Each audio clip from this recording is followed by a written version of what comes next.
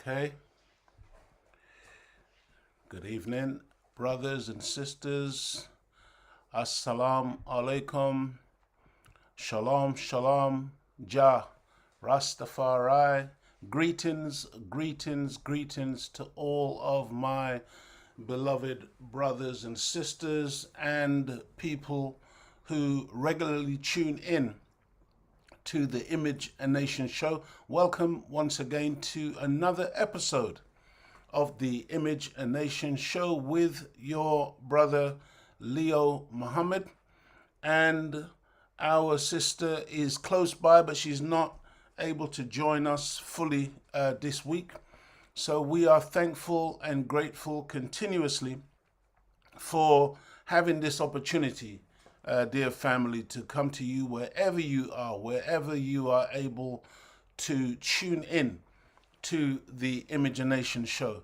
I am in a kind of strange mood this evening because I want to take my time with this one, and I want to really just have a fireside chat, to be completely honest with you. I don't really want to be using a great many slides because I just want us to reason together. I've deliberately not put together much of a script because, again, I want this to be something really heartfelt in terms of the subject matter. I hope that everybody is well, that everybody is good. Don't forget, if you have the opportunity, let us know where you are in the world, where you're tuning in from, and what's going on in your neck of the woods, as they say, in your area, in your vicinity, in your country. Let us know whether or not, for instance, the subject matter that we want to deal with this evening is something that you are familiar with where you are. Dear family, on the Imagination show, we do attempt to address pertinent issues, things that really are important to the members of the human family, things that have happened, things that are happening, and things that will happen, things that we need to be cognizant of, aware of, in order to, avoid the worst of some of these things that are on their way, the worst of some of these consequences of the things which have happened historically that many of us continue to suffer the legacy from. And so, once again, we are very, very grateful to the Creator for allowing us, this opportunity to have learnt some of these things that we share from the teachings of the Most Honorable Elijah Muhammad, as taught by the Honorable Minister Louis Farrakhan. And we really just desire to share with you. There is no compulsion on anyone to tune in to the Imagination show and to take in what we have to offer. It is completely voluntarily, and of course, we know that, Almighty God, Allah, has given every human being the power of choice. And so this week, dear family, we want to say welcome to episode 45 of the Image and Nation show, entitled Fact or Fiction, the Choice is Yours. That is fact or fiction, the choice is yours. And the reason for this subject matter today is because, from my personal perspective, there is so much fiction today in this world. There hardly appears to be a subject matter that doesn't contain some level of falsehood, some level or degree of deception. And we are taught in the teachings of the Most Honorable Elijah Muhammad that our brain cells are designed to think right.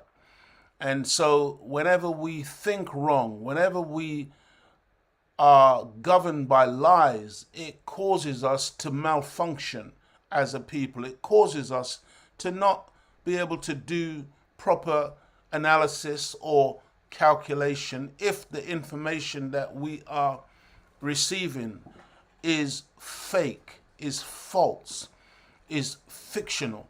Then of course, if we're operating on false, fake, fictional material, then how is it that we're ever going to be able to come up with right answers?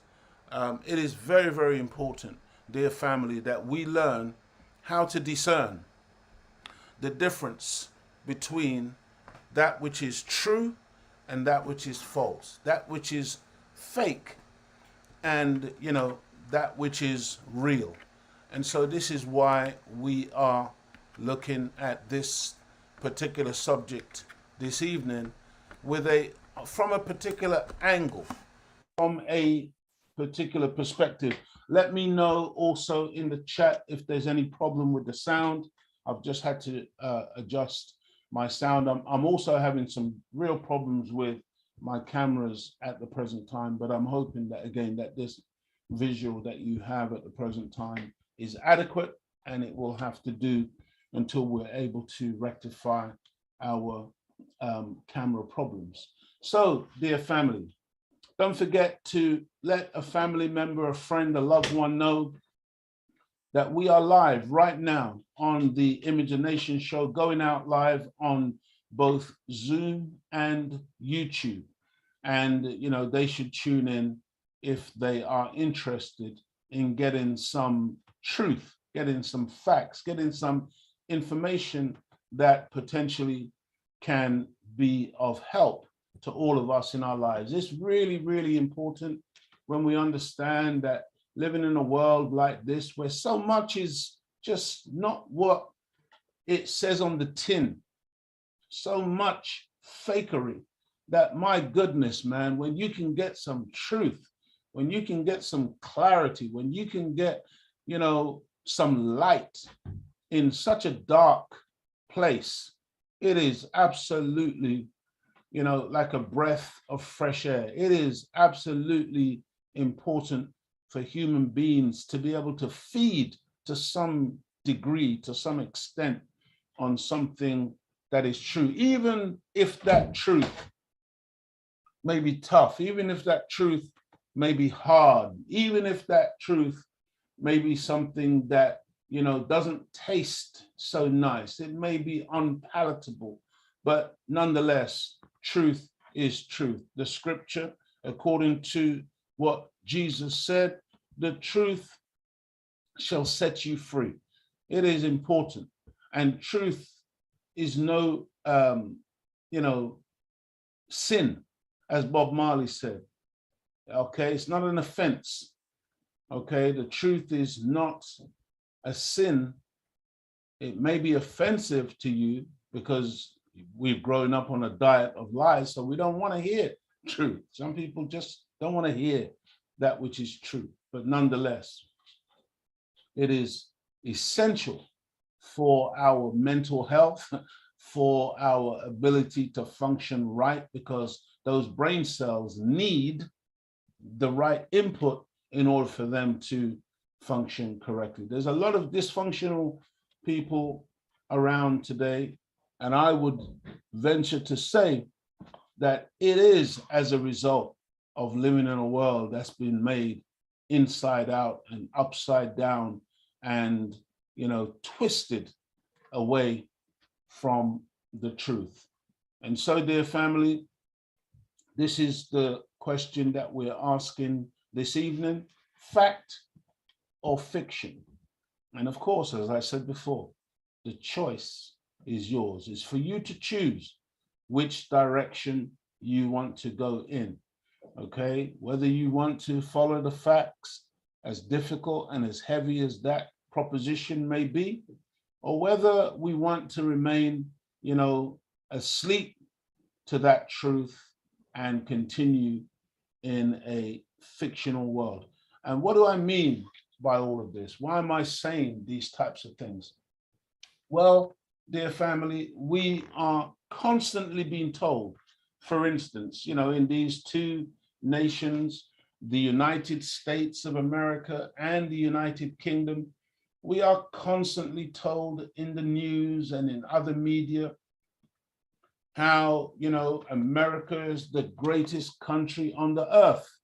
Is that fact or fiction? Our Britain, is this wonderful place where democracy rules and the rule of law is the order of the day. These are the things that we are told. These are the things that we have been indoctrinated with all our lives, okay? We are told, for instance, like places like Cuba, these are totalitarian states. They're communists, which translates into terrible places where they are really under dictatorships, and these are not places that one should aspire to be in. And the place to be is maybe 90 miles away in Miami, in the great democracy. But then when you examine, dear family, the reality of the two places, I mean, let's just take something as simple as the fact that in Cuba, people can receive and do receive free education. Whereas in the United States, if you haven't got money, you can't get an education. I'm just making these comparisons because we're asking this question, fact or fiction, in terms of what we are constantly told. Again, a wonderful, and I'm not playing around when I use these words, a wonderful, beautiful human being was murdered a while back. I think it was around 2011 when Muammar Gaddafi was murdered by the American state, the British state, the French state, the so-called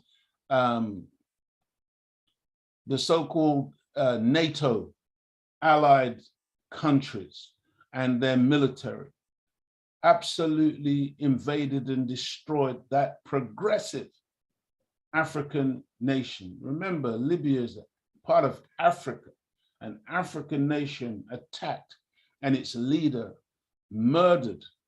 And the propaganda around Muammar Gaddafi was that this was some mad, crazy individual in the desert in Libya. But if the truth be known, dear family, this man, again, free education. When you got married in Libya, you got money from the government to start you off in your marriage, to help you to the tune of thousands of dollars. In Libya, again, if you decided that you wanted to be a farmer, you got free land, free farm equipment. This is all from the government. If you got sick in Libya, and by the way, their hospitals and their medical facilities were really some of the best on the African continent. But if they couldn't deal with your ailment in Libya, the government would pay for you to go anywhere in the world that you can go and find the appropriate treatment for yourself. Free education, free healthcare, okay? People didn't pay mortgages and exorbitant rent for their properties in Libya. Every citizen was entitled to a home. And in fact, Muammar Gaddafi, in his building up of that nation, refused to house his mother and father until every Libyan was housed before they themselves got their housing. I mean, I just want you to think about these things, because you see, again, it's sad that, most of us, when we hear that name Muammar Gaddafi, maybe there's a monster conjured up in our minds, because this is the nature of the world in which we live, where truth and lies are changed around. So the truth becomes the lie and the lie becomes the truth, and people are not able to discern what's what because of the relentless nature of that type of propaganda. So I'm saying these things, dear family, because I want us to really think and contemplate what's going on in the world. Philadelphia, which is a city in the United States of America, there's a fentanyl crisis. Philadelphia fentanyl crisis turning residents into real life zombies. Now, you know, there's a lot of zombie movies out, and a lot of the young people I know love these types of things. They like to watch vampire movies and zombie movies or whatever. But whether we appreciate it or not, the idea of a zombified nation is not so far-fetched. It's not just creations of Hollywood. And whether, again, you appreciate it or not, Hollywood is part of a seeding process, a seeding campaign, seeding the minds of the people to actually prepare and to be ready to accept a zombified world, a zombified nation where people are so down, so out, so decrepit, so destroyed that they're literally zombies, while at the same time you have a few people who are so-called elites who live in high-rise luxury and, you know, literally just a lifestyle that one could not even dream or imagine that they were capable of having in terms of the type of wealth and prestige and luxury that these people desire to live in, while at the same time you have others absolutely so decrepit, so destroyed that they are literally zombies. This is real, dear family. This is what's taking place on our planet right now. So America is this great nation, this bastion of the rule of law and democracy and, you know, all of this. But at the same time, I'm just looking specifically at Philadelphia today, but in reality, it's happening all across the United States. It's happening right here in this country. It's happening in so many of these so-called Western democracies. So just because we focus on one city, don't for 1 minute think that it's confined to that place. The use of fentanyl in the city of Philadelphia is getting out of control and needs to be addressed. The drug overdoses have spiked all over the country, but the rates are alarming in Philly alone. According to the CDC, I mean, you know, CDC, man, that's that same body that told so many lies around the whole COVID pandemic and continues to lie to this day. But we're not gonna go into that right now. But just understand again that this is even coming from them. According to the CDC, in 2020, there were 93,331 overdoses in the country, which was a record high. That's nearly 100,000. Okay, that's approaching 100,000 overdoses. In Philly, there were 1,214 overdoses, according to the Department of Public Health. And the scary part is that 81% of those fatalities were due to an overdose of fentanyl. Fentanyl. What is this fentanyl, dear brothers and sisters? We're going to get to that in just a little while. But again, you know, what's going on in the world where people are just more and more spaced out on drugs?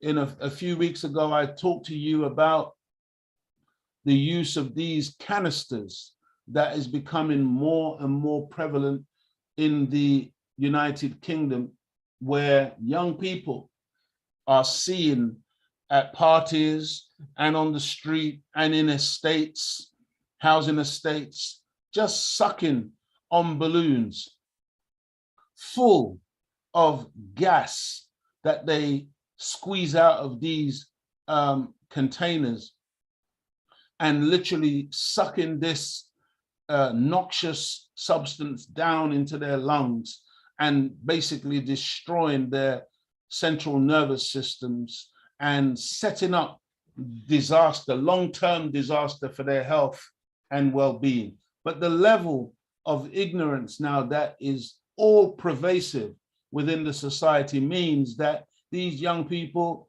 they don't have a clue what they're doing.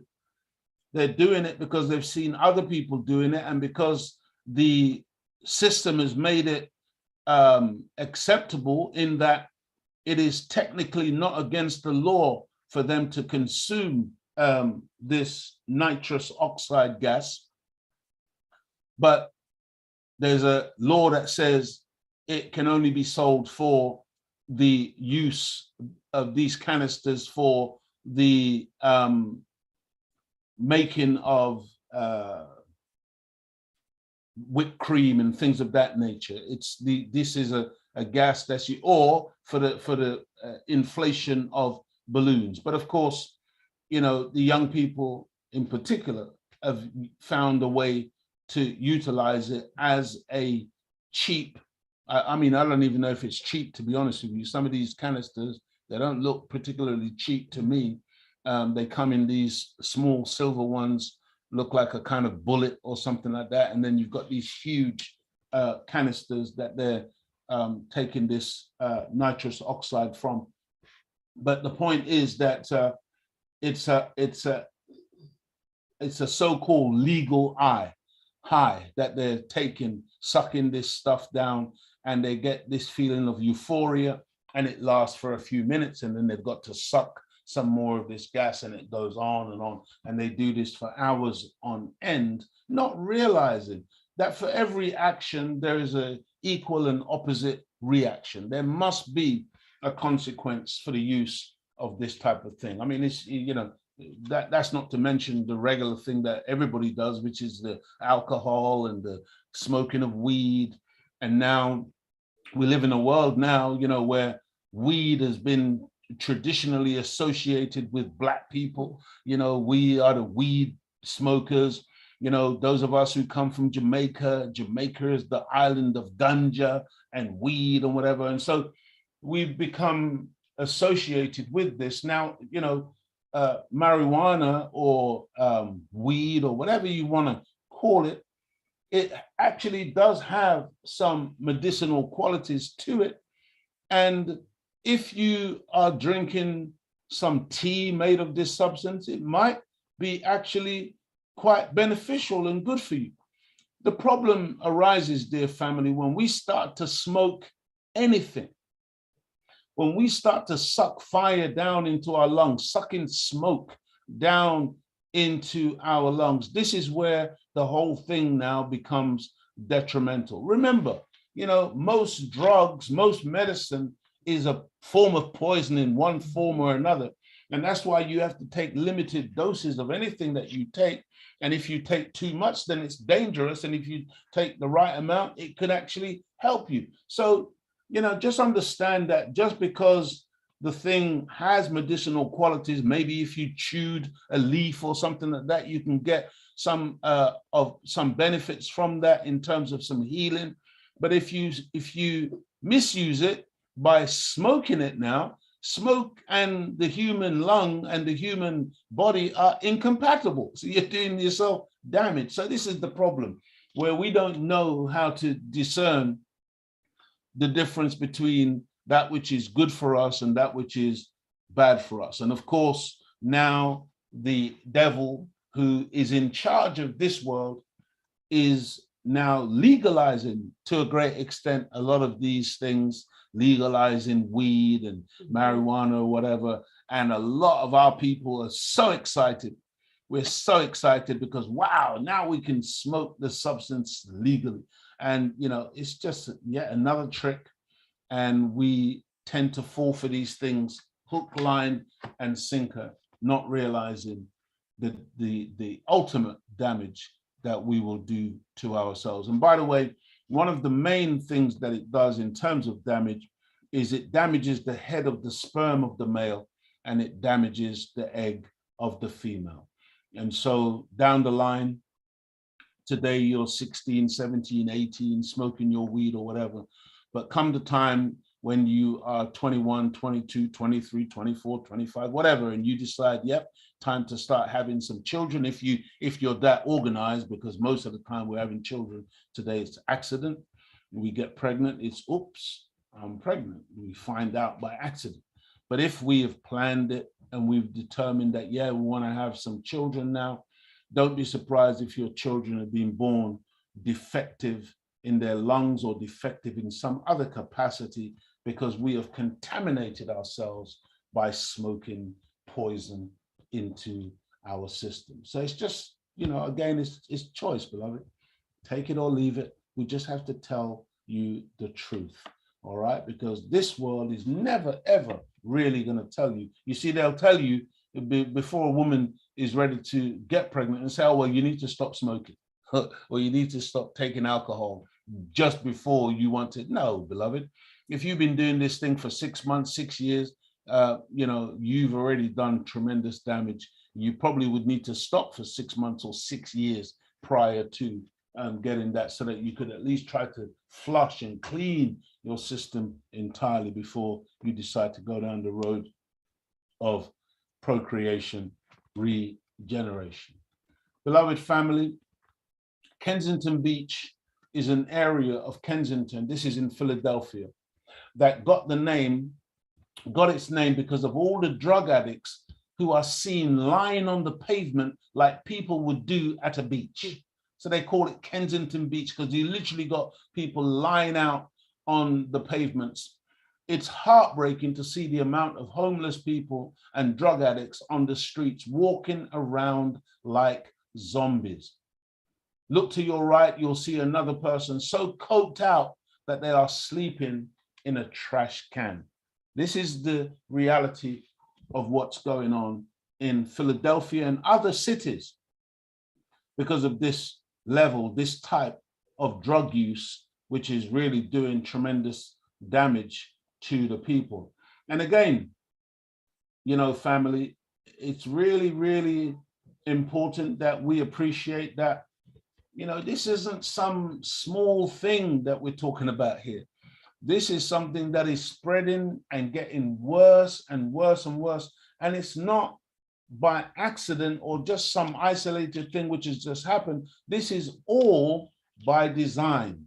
Okay, this is all by design. We'll go further into that in just a little while. Before that, I wanted us to take a look at this scripture from the book of Matthew in the Bible, chapter 25, verses 44 to 45, where it says, "Then they also answered him, saying, Lord, when did we see you hungry or thirsty, or a stranger, or naked, or sick, or in prison, and did not minister unto you?" So these are the disciples and others around Jesus, really trying to say, look, we've always taken care of you. When did we see you, naked and out of doors? When did we see you troubled and going through hardship, but we didn't minister unto you?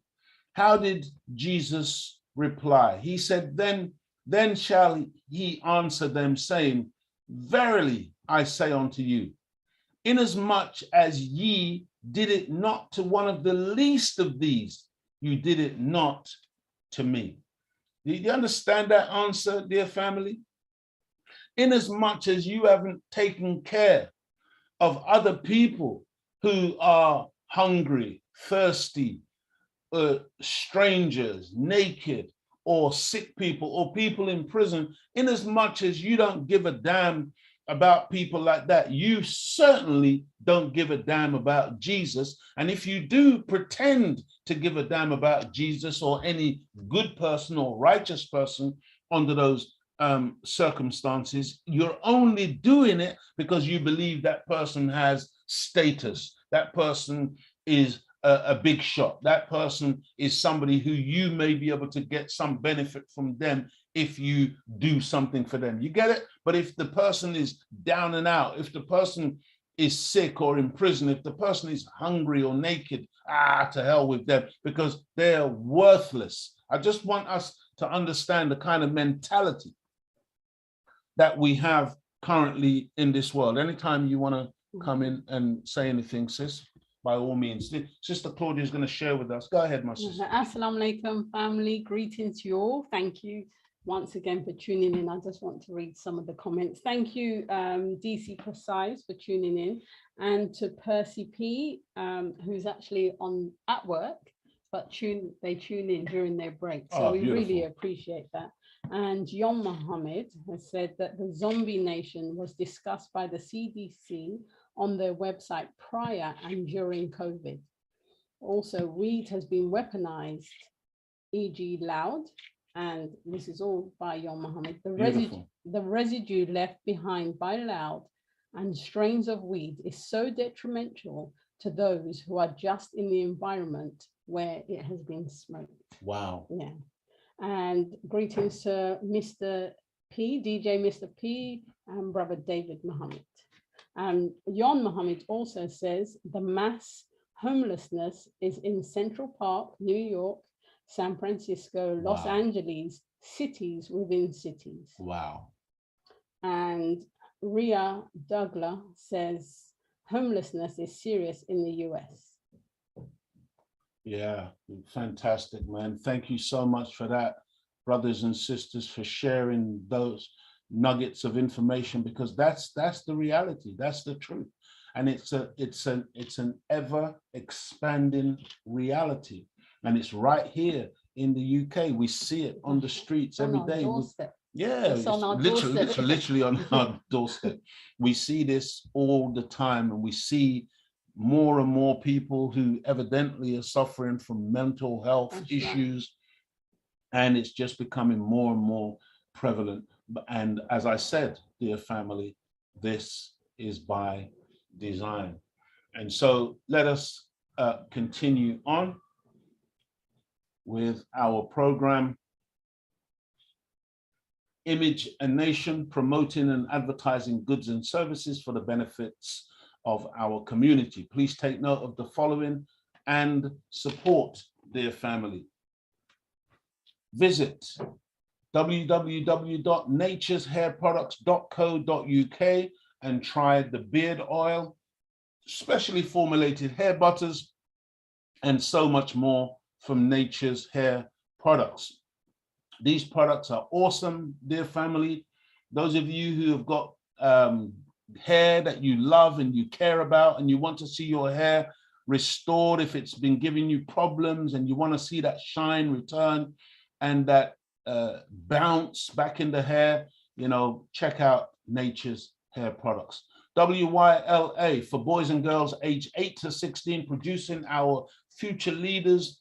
Please visit www.wylauk.com and find out how you can enroll your young person into that academy that is designed to help them to manifest their leadership qualities, their leadership potential, that as we go forward as a people, we are making leaders for ourselves, and we're not leaving anything to chance, because our enemy will never, ever educate our children in order to produce leaders for us. Check out JJ Sorrel Products, check out @Sorrel 2020, and you will find some beautiful, I just got some more jam, some more sorrel jam. Check it out, dear family. Absolutely delicious, beautiful sorrel drinks, and things like cupcakes using that hibiscus plant, that sorrel. Absolutely beautiful, dear family. Check out JJ's Sorrel Products. Okay, so fentanyl, also spelled F-E-N-T-A-N-I-L, as opposed to F-E-N-T-A-N-Y-L, is a potent opioid. Okay, this is an extract coming from opium, used as a pain medication. Now, that's really important to understand, you see, dear family, because most human beings who take drugs, believe it or not, they're in pain. This could be physical pain or psychological pain, emotional pain, but people are looking for, you know, people drink alcohol for escape. Yeah, it's an escape, it's a relief. And so this is the enemy who makes these drugs. They're very, very clever. They're very wise. Did you know that your brain produces every drug that you need. Mhm. And all you need is to be clean enough so that when you need a particular medication in order to either calm you down or to give you adrenaline for energy to fight or whatever, your brain produces all That's of right. what you need. But in the absence of knowing this, we turn to substances external to ourselves, and these substances are often designed by our open enemy That's right. with destruction in mind, dear family. Feel free, Claudia, to come in anytime you Yes, want. sir. So also, together with other drugs, fentanyl is used for anesthesia.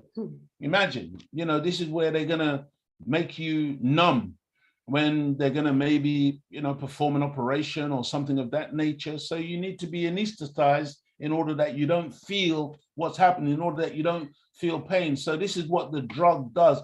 It takes away your feelings, takes away your ability, your senses to be able to be, you know, alive and alert to the realities of life.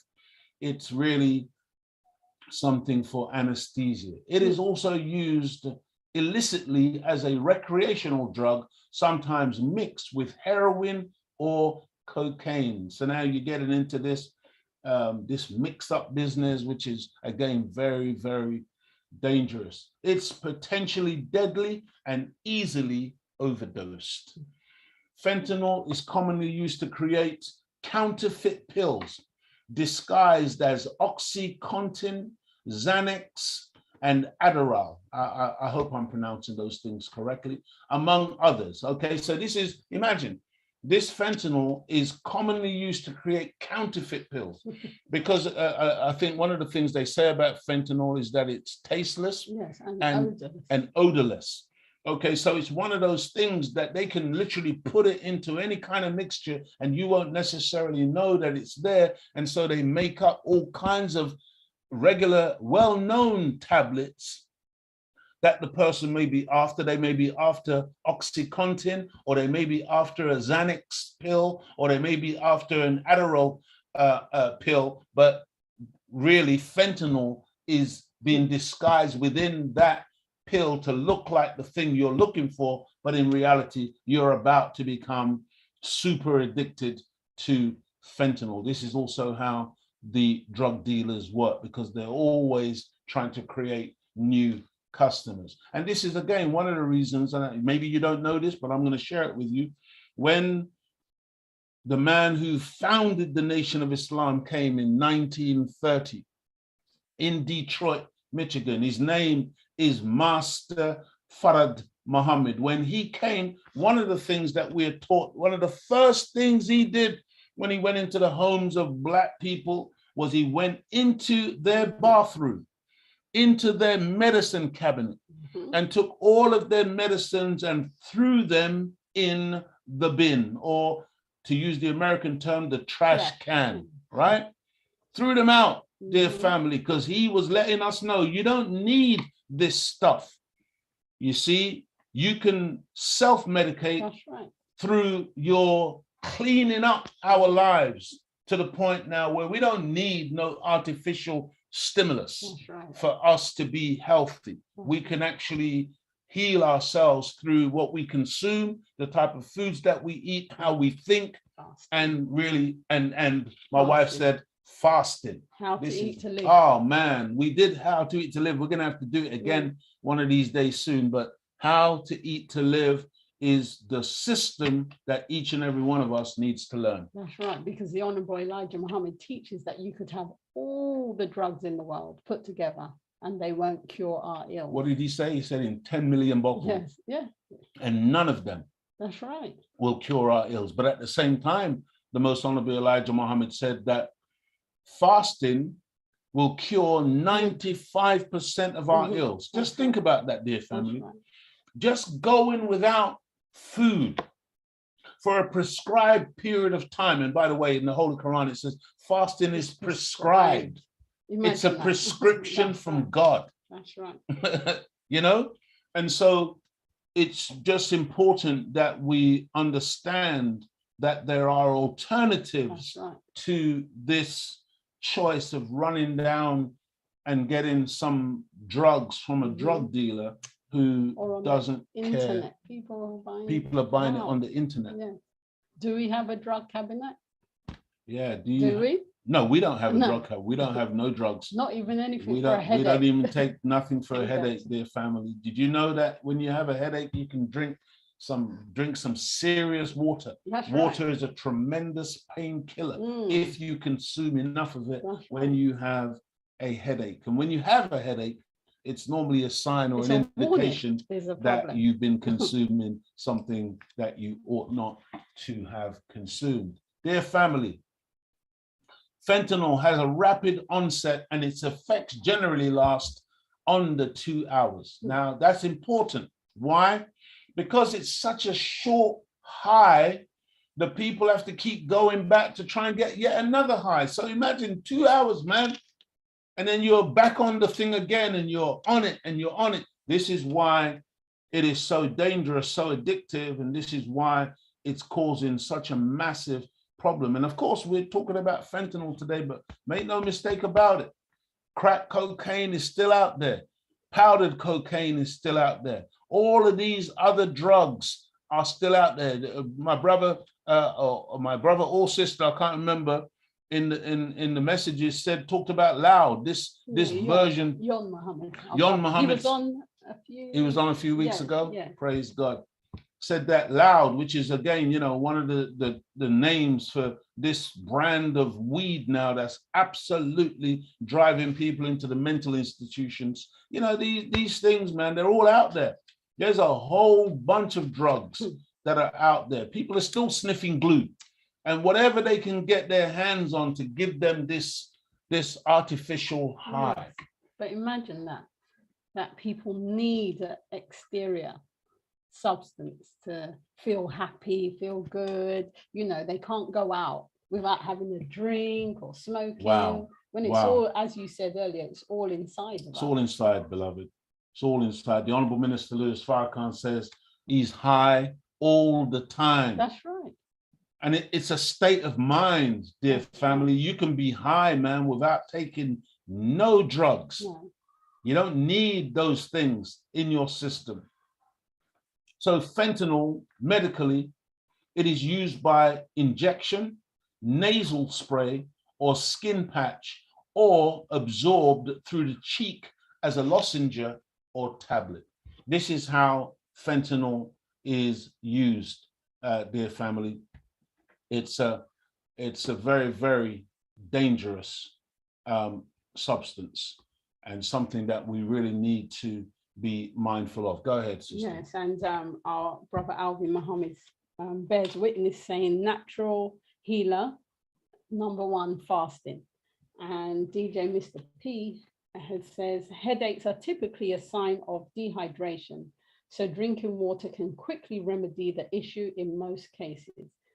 People want to get high because they can't deal with reality. The answers are inside a natural high. No need for drugs. Yeah, no beautiful. Yes. Well, when you read the words natural high just now, what did it remind you of? The drink. Yeah, I had a drinks company that I called Natural High, because there was nothing unnatural about what I was selling at that time. But yeah, I mean, absolutely fantastic. DJ Mr. P, 100% correct. And it's important again that people know that most of us spend most of our life chronically dehydrated, because we actually do not drink enough water. Mm-hmm. We think that the cup of tea or the coffee. Yes, I drink water because it's in the tea. No, exactly. That's what I'm That's saying. what people say. People think that they're consuming water because they drink tea and coffee and all of these other beverages. Or water with fruit. Yeah, water with fruit. No, dear family, there is nothing that can hydrate you properly except water. You have to drink water. You can consume some of these other juices and things, but you must also drink pure water if you're going to be properly hydrated and not getting sick and suffering from all manner of ailments based on the fact that you're not drinking water. The human being is 75% water. The Most Honorable Elijah Muhammad teaches us that every time you consume water, you are adding to yourself, which is why pure, clean water is so important in order for us to consume. That's right. Our brother Mark X, Assalamu alaikum family from Jacksonville, Florida, USA. I bear witness that fasting is a great healer, sharpens the mind, enhances immunity, builds discipline, and extends life. Thank you very much, brother. Yeah, beautiful, beautiful. I like that. I like when the brothers and sisters come on to bear witness. Okay, and brother Yon Mohammed said, tea is tea and water is water. That's right. They're two completely different things. Once you add something to water, you have changed its constituents, its constituent parts, and it's no longer that pure hydrating fluid that it's designed to be. That's right. DJ Mr. P wrote, what can hydrate you better than pure water is coconut water out of the coconut, not the crap they package and sell you in the shop. Yeah, but the coconut water, yes, I agree, but not that it's better than pure water that comes from the sky, and then it's collected in some way or form, and it's purified in that, you know, you take out impurities and things of that nature. That water is the water. Coconut water, yes, beautiful because it's clean, it's pure, but it's important to appreciate that, you know, pure, clean water that's coming from the springs in the earth. Oh man, there's nothing like that in terms of its mineral content, because the body is full of minerals. 75% water. Absolutely. So we need that. We need that. But thank you very much for that, my dear brother, DJ Mr. P.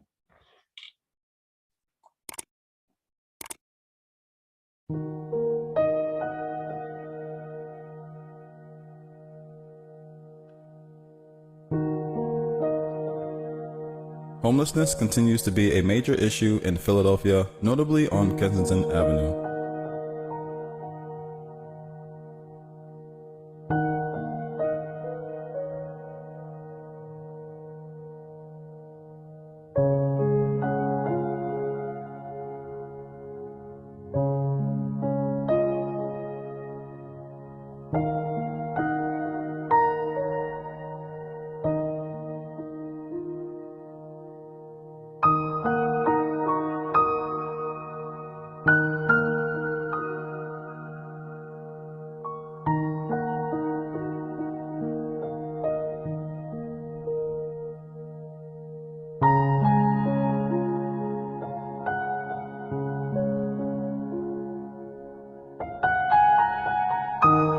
In the city, approximately 5,700 people are considered homeless, with approximately 950 of them being unsheltered. Now, don't forget, this is America, beloved. This is the great democracy. This is the great, you know, the greatest nation on the earth. And this is how they got, you know, some of these people look like young people. This is how they got their young people living. Did you know that there are even soldiers, ex-soldiers who went and fought in these wars that were, that lies were told to initiate many of these conflicts around the world, and now these veterans are literally homeless on the street. That's right. After they serve their country. Right.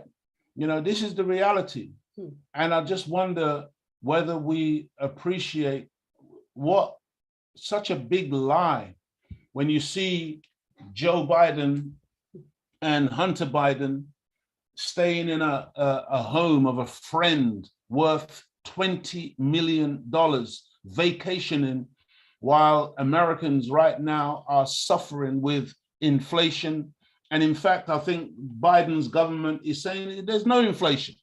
There's zero inflation when inflation is around 9% or something like that, which is very high for that type of economy.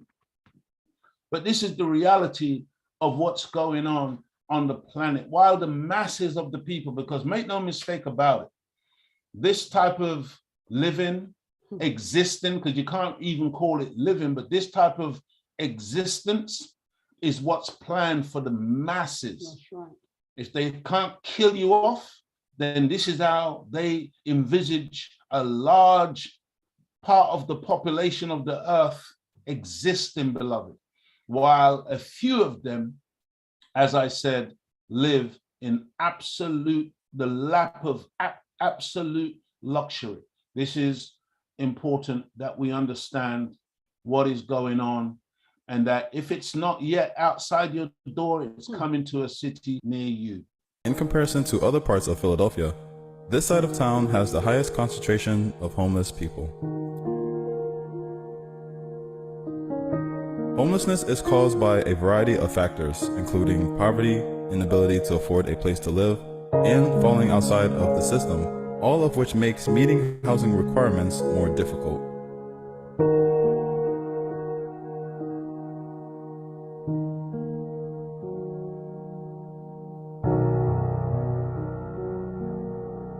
And by the way, do you appreciate how many people driving down that road or walking down that road will look at the people laying out on the sidewalk and will be disgusted in the sense that, oh, look at them. Why don't you go and get a job? Why don't you pull yourself up by your bootstraps or whatever? Having no appreciation that many of these people, they were workers, they were conscientious people who really wanted to get on in life or whatever. But what many people don't understand is how this system is designed to systematically break you down to the point where, you're literally losing your home, your family is breaking up, you're losing your job, you are literally out on the street before you know it. This is what's going on for many, many people in many, many parts of the Western world. And I'm emphasizing Western world because this is not necessarily that prevalent in the East and even in Africa, the place they like to tell us that's so decrepit and so poor or whatever.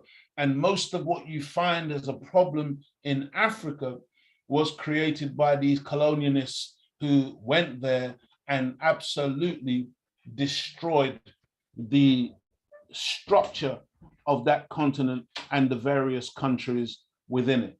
And so, dear family, be careful how you judge the people that you see out on the street today, because it may very well be you or me tomorrow based on what these people have in store.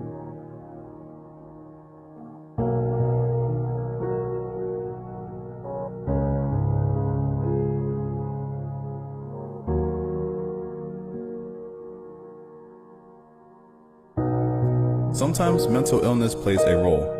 Many new people have become homeless as a result of the opioid crisis.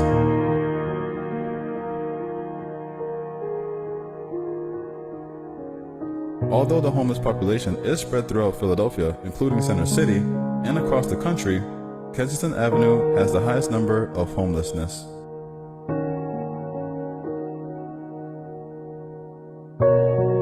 Being homeless or suffering from a mental illness is not a crime.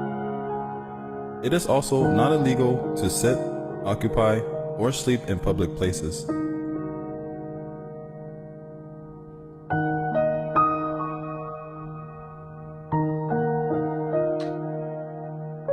Law enforcement officials do not arrest homeless people because doing so reduces their chances of finding housing and raises the public sector's costs.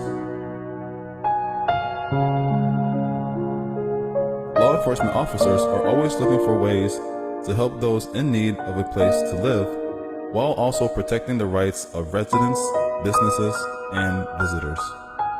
But even though, having said that though, about law enforcement not arresting the homeless and so on and so forth, understand that there are those in power who are more trying to criminalize people who find themselves in dire straits with nowhere to go but the streets.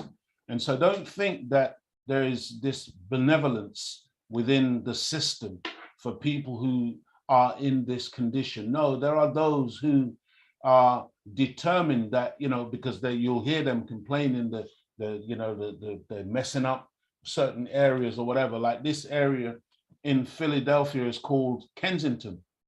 And when you think about Kensington in the United Kingdom, Kensington here is like one of the prestigious places, one of the more affluent places where many, many rich people live and hang out. And, it just seems so strange actually to hear that term Kensington and then to see what's going on there and then to think about the Kensington here.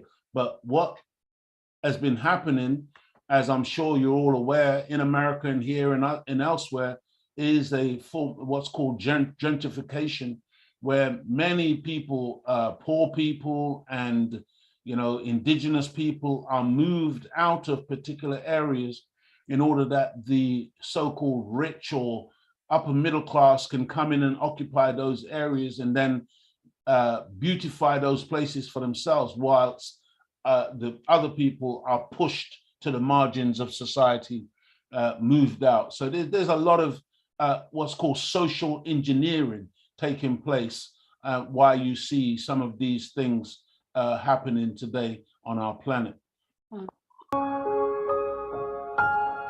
Go ahead, our sister. brother Alvin Muhammad says, Escape from New York movie. I don't know if anyone watched that. Yeah. Have you watched it? No, I haven't. Have you? Yeah. Escape from New York is a very, it's quite old now. I think it was around in the 70s, but yeah, it was one of these apocalyptic type of movies showing that dystopian type of future where, like a Mad Max type of thing, where after the explosion of a nuclear device and the people are now literally living like rats within a confined space. They literally made New York into a prison in this movie. And then basically people are trying to escape out of there. And I think some important individuals' plane went down in there. And so they had to send in people into this prison that was New York to rescue. I think it was even the president, his plane or helicopter went down in there. And Kurt Russell, who was the star, and some others had to go in and try and get him out. So, but again, Hollywood reflects and shows movies that oftentimes are a reflection or a projection of what's been planned for the future. What did the minister say? Do you remember when the minister said he met some, I can't remember it properly, but maybe you'll remember, where they sit down, directors and everything. It?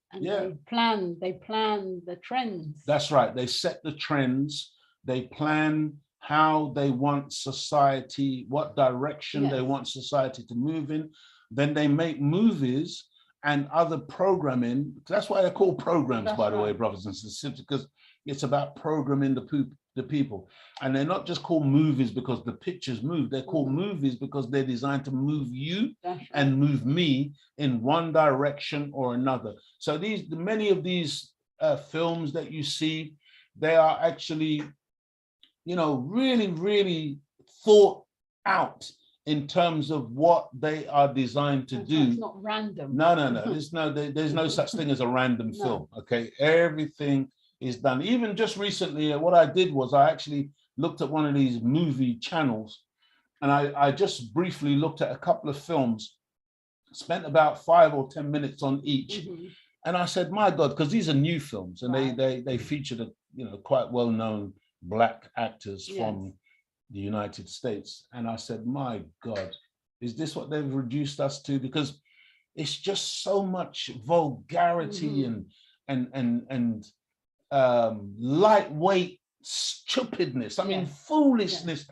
But it's like they're just they trivialize everything, and everything is about vulgarity and profane words. And it's like, it's just dumbing down, making the mentality of the people they just like making people stupid, And I looked at it and I said, my God, I couldn't imagine sitting for an hour and 20 minutes or something to watch a film like that. But even if it was just purely for entertainment purposes, I didn't find it entertaining.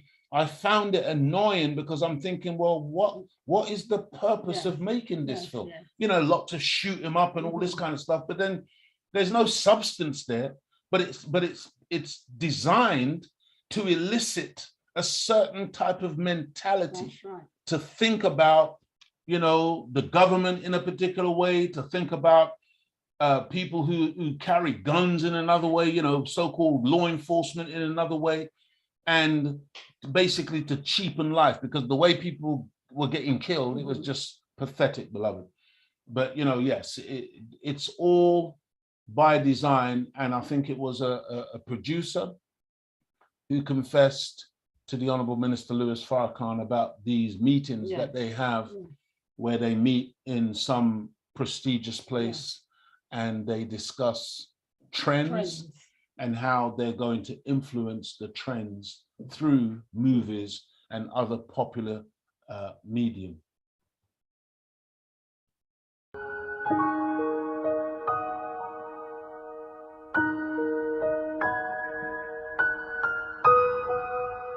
The COVID pandemic has also exacerbated Philadelphia's homeless population. In addition to dealing with a massive increase in the number of homeless people in Philadelphia, there has been an increase in drug consumption.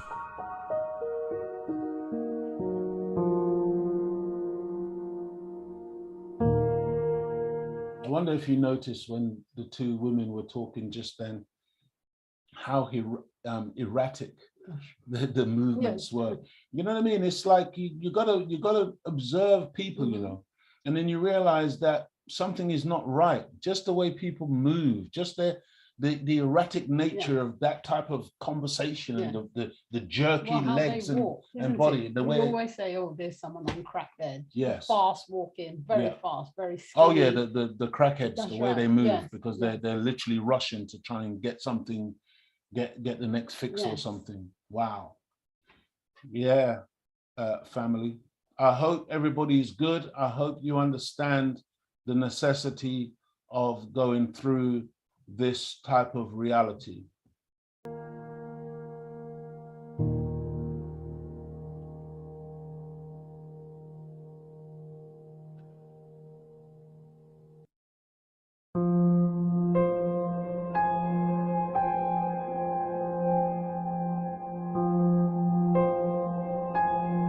And while you're looking at people who are beaten down, people who are down and out, people who are strung out on drugs and alcohol and other substances, look at the cars.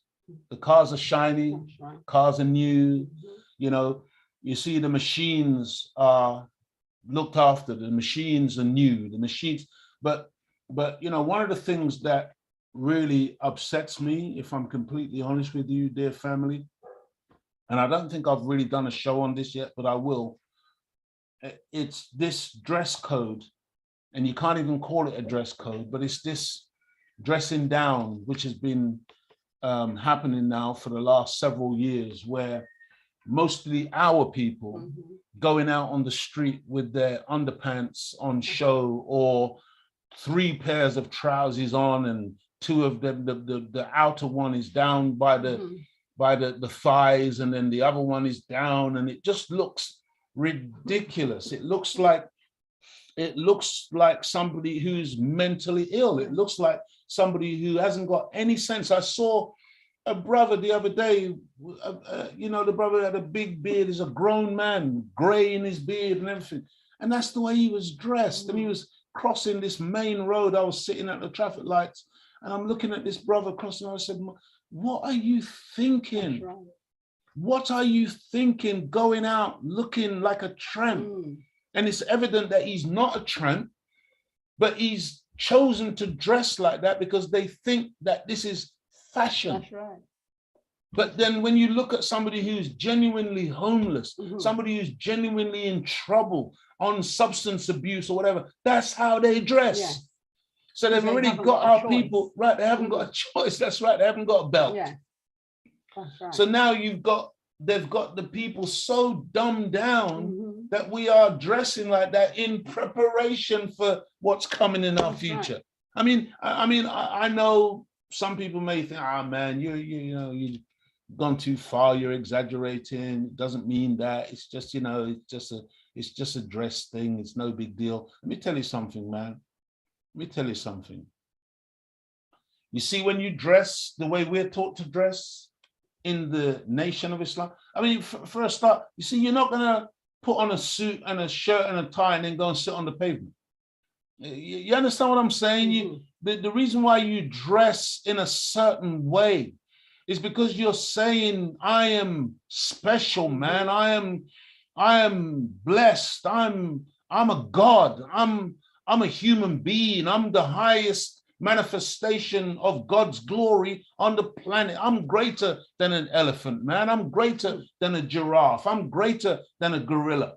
One brother said he stopped talking to me now because I refused to call him a silverback gorilla. He wants to call himself a silverback gorilla. And I said to him, my dear brother, you are more than a gorilla. You're not remotely like a silverback. He's so angry. He said, man, I've lost all respect for you, Leo, because you refuse to call me a silverback gorilla. He said, I saw you as a silverback. I said, well, brother, that's a mistake. I'm a man. I'm a God. I'm a human being. I ain't no silverback, nothing.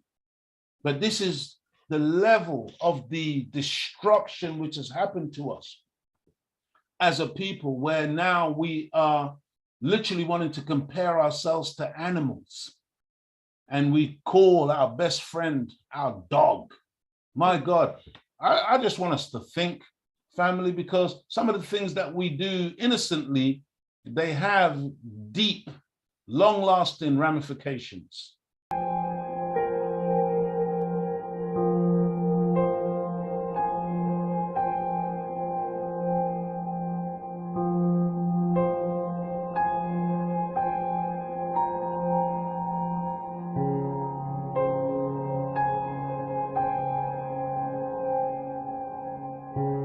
More notably for Kensington Avenue, the reason you see many people sleeping while standing, drowsing, and bending over is due to the drug xylazine.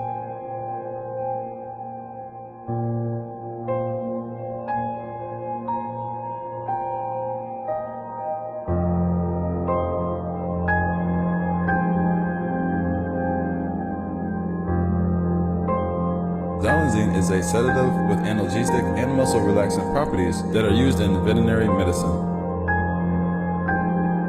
It is used to calm and facilitate the handling of a variety of animal species, including cattle, sheep, and horses, as well as to perform diagnostic and surgical procedures, relieve pain, and act as a local anesthetic. You see again, dear family, this particular drug, this is not the fentanyl, this is the other drug that he just mentioned now. You see again, it's, well, one, it's for animals. It's used by vets.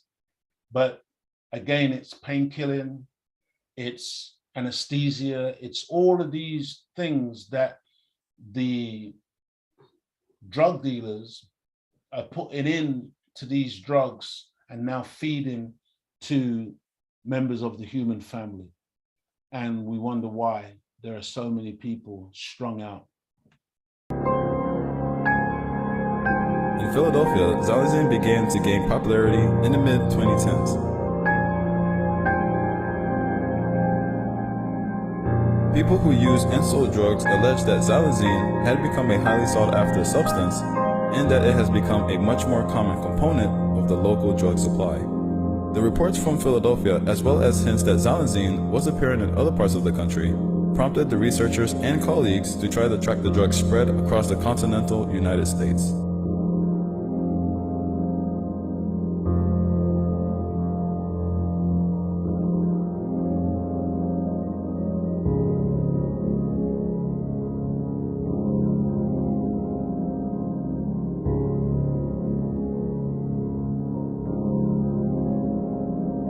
Xylazine was found in 0.36% of overdose death in 2015, according to research. It increased to 6.7% by 2020.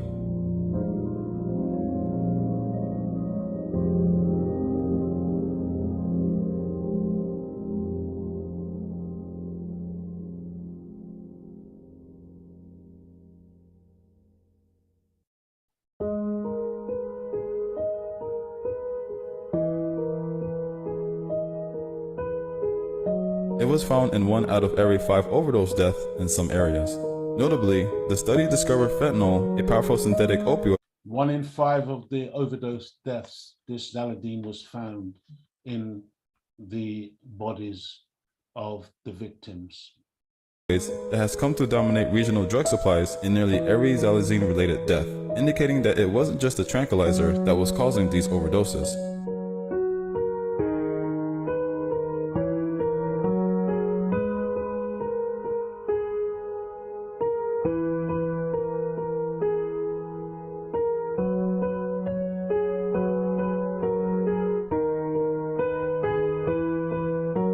Experts are still trying to understand the risk of xylazine, but they are concerned that the drug, which is not an opioid but acts as a sedative, may increase the chances of fatal overdose when combined with opioids like fentanyl because it can exacerbate the respiratory depression caused by opioids.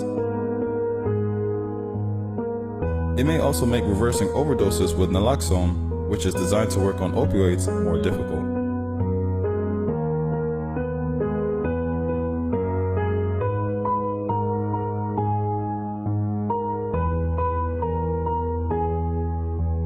The drug overdose crisis in the United States has been steadily worsening and is now killing more than 100,000 people per year. Did you hear that, family? The drug overdose crisis in the United States is now killing over 100,000 people a year. This is the reality. And like I said, it will get worse. Fentanyl, which was once primarily found in the supply of opioids such as heroin, is now more frequently found in stimulants such as cocaine and methamphetamine. Right now, the drug supply is a complete mess. The number of contaminants is out of control and is becoming increasingly difficult for researchers to keep track of them.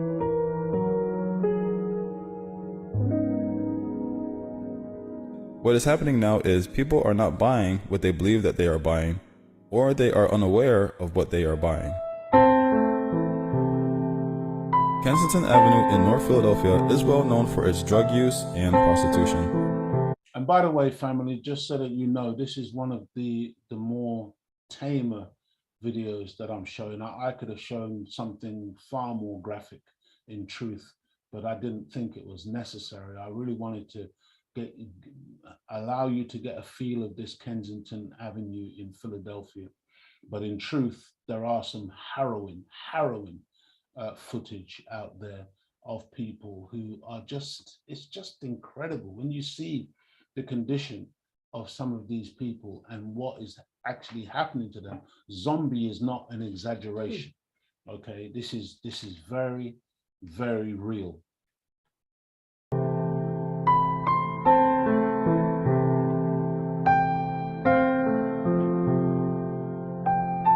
There are many people living on Kensington Avenue who are college graduates with a bachelor or even a master's degree.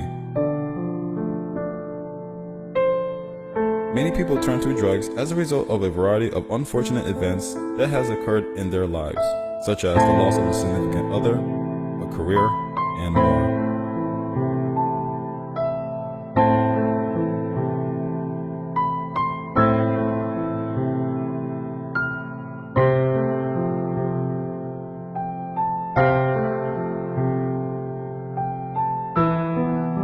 Just look at how many people you see bending down and picking up something from the pavement, from the ground. My God.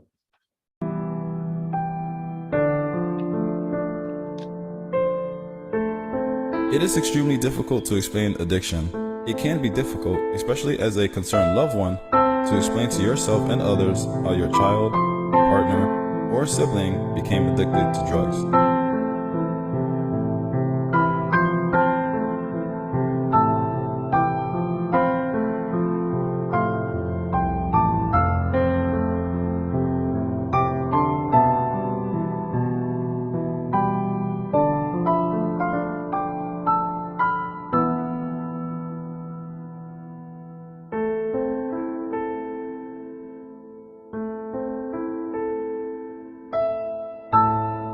Many people on the outside believe that substance abuse is a bad choice in which someone should have said no, bad habit that just needs to be kicked, weakness that someone can't overcome the withdrawal symptoms, and moral failing that the person has given up.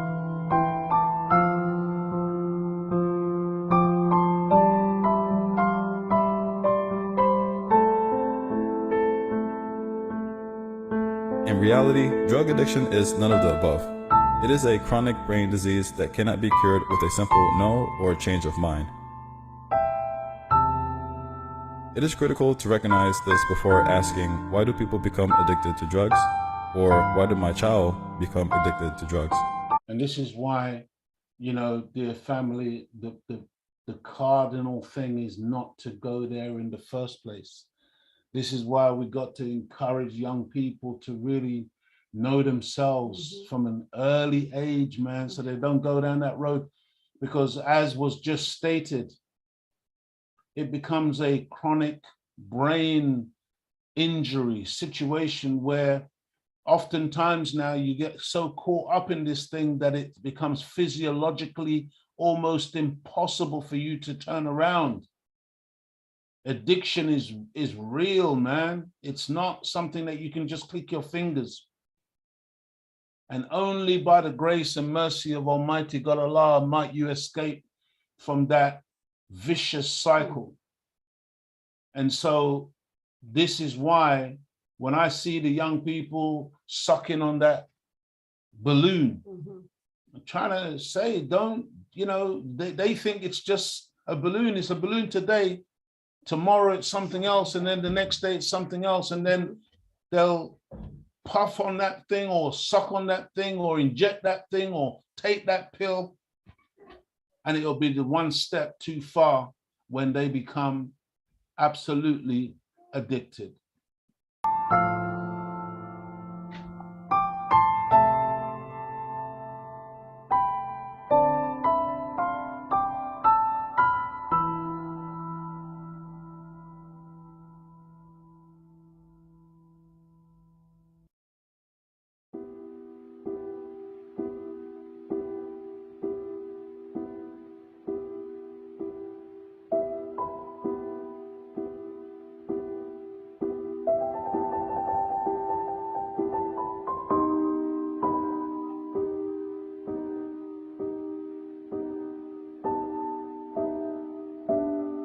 More than likely, you may have additional questions such as, how did this happen?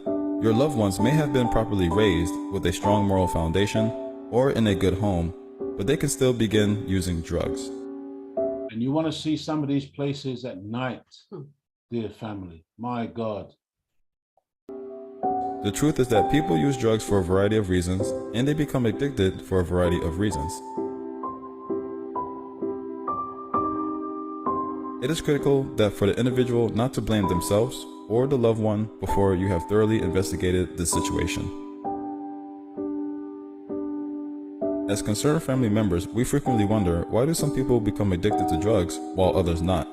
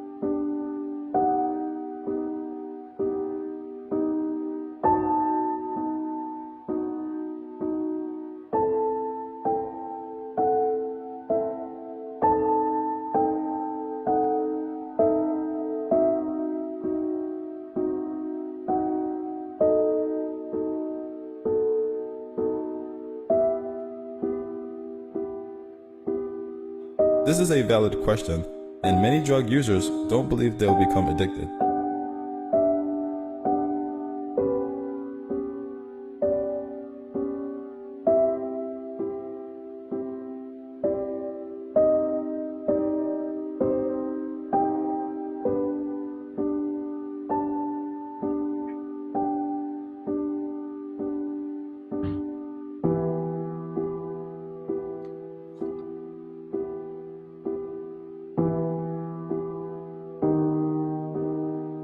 The truth is that anyone can become addicted to drugs, and there are a variety of factors that make them more vulnerable.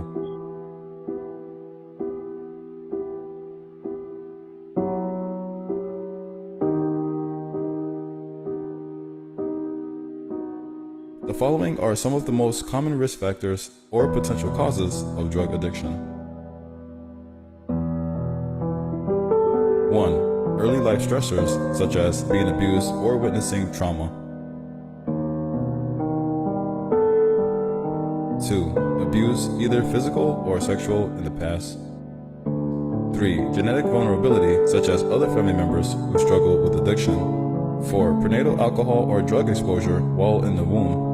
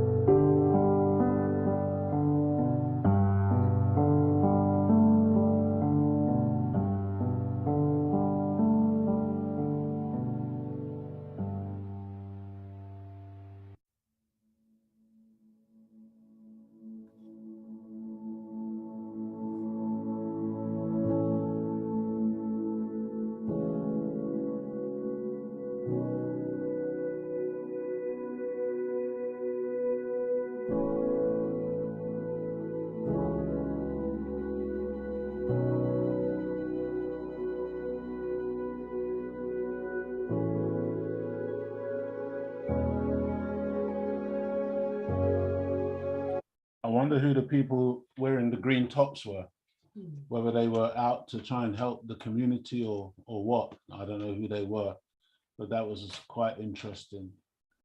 And so, dear family, again, you know, we're constantly being told just how wonderful America, Britain, these nations are. But when you see a growing number of homeless, drug addicts, and people in this type of condition, and it's getting worse and worse, and people dying by the hundreds of thousands every year from drug abuse, I just want us to understand that it's not about looking at them from afar and thinking, you know, that's got nothing to do with me. It could be any one of our family members. It could be one of our children. It could be one of us if we're not careful and mindful of the dangers that are lurking in society, whereby everybody's been encouraged towards these